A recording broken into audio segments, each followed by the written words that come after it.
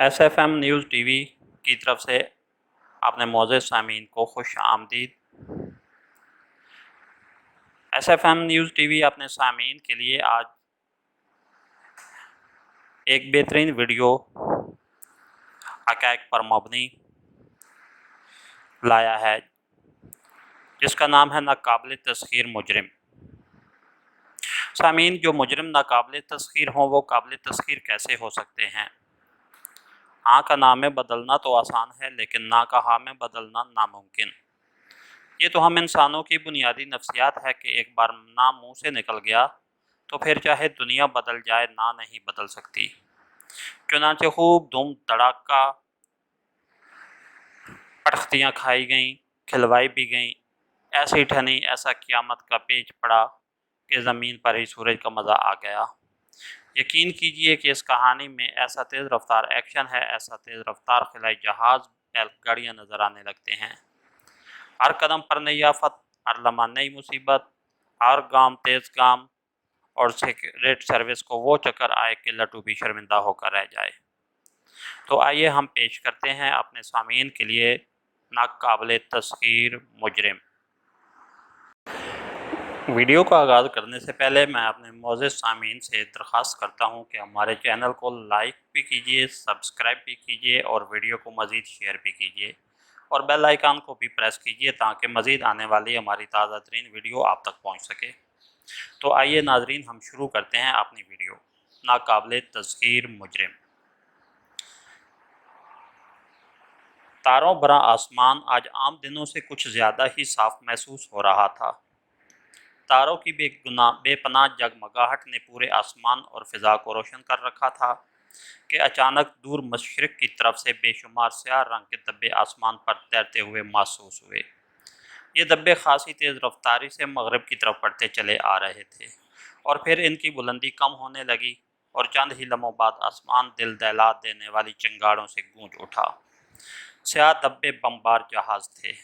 ये तादाद में 50 के करीब थे और फिर देखते ही देखते इन्होंने गोता लगाया और दूसरे लम्हे इन धब्बों ने और बेशुमार छोटे छोटे धब्बों को उगल दिया।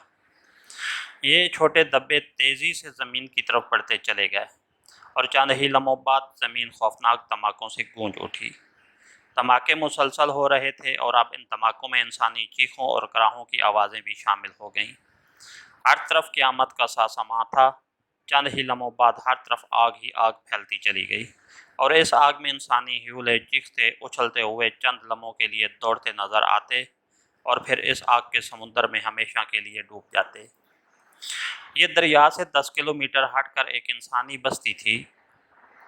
खेमों में आबाद बस्ती, हर तरफ 10,000 के करीब खेमे फैले हुए थे और इन खेमों में कई सालों से इंसान रहते चले आ रहे थे।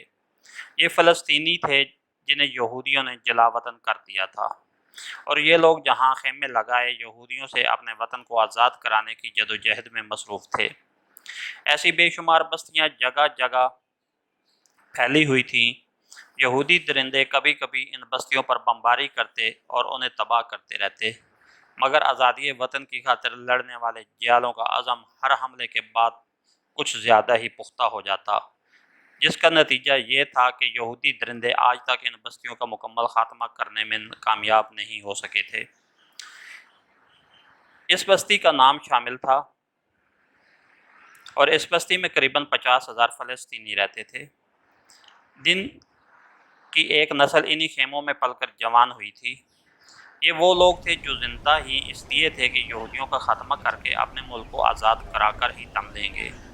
यहूदी बमबार जहाज़ हमला करने के बाद वापस चले गए, मगर इस बार यहूदियों ने आम बम इस्तेमाल करने की बजाय खौफनाक तरीन नैपाम बम इस्तेमाल किए थे, जो बेपनाह तबाही मचाने के साथ साथ हर तरफ आग फैला देते थे। और ये उन्हीं नैपाम बमों का ही नतीजा था कि तबाही के साथ साथ हर तरफ खौफनाक आग फैली चली गई और खेमों की वो बस्तियां आनन फानन आग का समुंदर बन गईं। सुबह जब इर्द गिर्द की बस्ती वालों ने आग बुझाने में कामयाबी हासिल की तो मालूम हुआ कि 50-60 हज़ार अफराद की इस बस्ती में से मुश्किल से चंद सौ अफराद ही जान बचाकर निकल सके थे और इनमें से भी चंद खुश नसीब ही थे जो सही सलामत निकल आने में कामयाब हो सके थे। باقی اپنے جسم کے مختلف اعضاء سے ہمیشہ کے لیے محروم ہو گئے تھے۔ یہ اتنی دردناک اور ہولناک تباہی تھی کہ جس کی مثال اس سے قبل نہیں ملتی تھی، اور اس تباہی کی تفصیلات جب پوری دنیا میں پھیلی تو پوری دنیا میں اس پر شدید احتجاج کیا گیا۔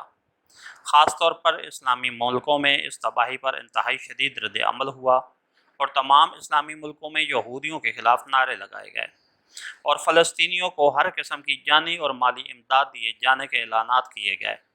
سرکاری سطح پر بھی اس سلسلے میں شدید احتجاج ہوتے، مگر یہودیوں نے ان تمام احتجاج کی پرواہ کی حیثیت نہ دی، بلکہ اسرائیل میں خصوصاً اور تمام دنیا کے یہودیوں میں عموماً اس تباہی پر جشن منائے گئے، اور اسے یہودی ریاست قائم کرنامہ قرار دیا گیا۔ فلسطینی گوریلوں نے اس تباہی کے انتقام میں کئی یہودی چوکیوں پر حملے کیے اور سینکڑوں یہودی مار ڈالے، مگر شدید خواہش کے باوجود اس تباہی کا بھرپور انتقام نہ لے سکے، اور یہودیوں کو کوئی ایسا سبق نہ دے سکے جو انہیں تمام عمر یاد رہتا۔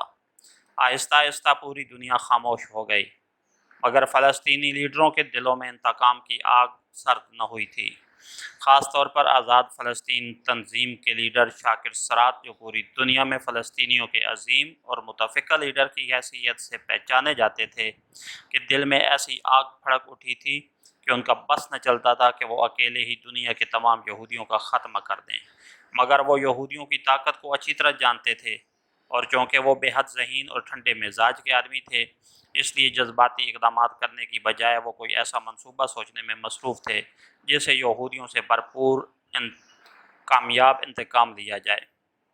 اس وقت بھی وہ اپنے خیمے میں بڑی بے چینی کے عالم میں ٹہل رہے تھے، اور بار بار اپنی مٹھیاں بھینچتے اور دانت پیستے ان کی آنکھوں میں شعلے جل رہے تھے، مگر وہ بے بس تھے۔ ان کے ذہن میں کوئی ایسا منصوبہ نہ آ رہا تھا جسے کامیاب کر کے وہ یہودیوں کو ایک ناقابل فراموش سبق سکھا سکتے۔